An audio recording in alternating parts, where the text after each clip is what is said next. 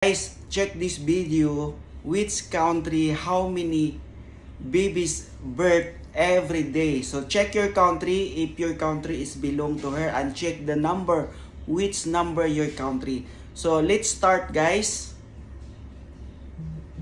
So let's start from Luxembourg, 18 babies per day.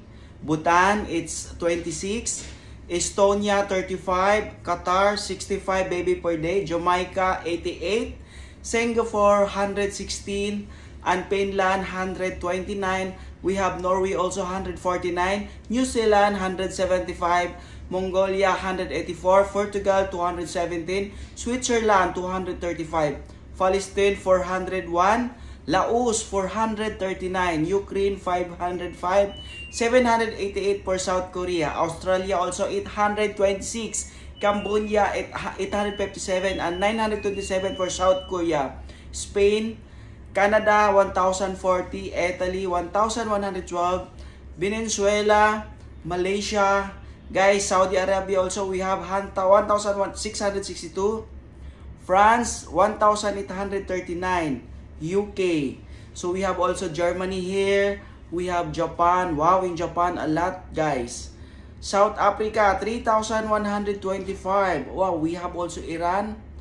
Yes, and we have also Russia. We have Vietnam. So guys, you can see the number as per it's increasing the number. And this one, Egypt, 6,710. Oh my God, 6,850 from the Philippines. Bangladesh, 8,135. USA is number 8. Number 7, Ethiopia. Congo, number 6.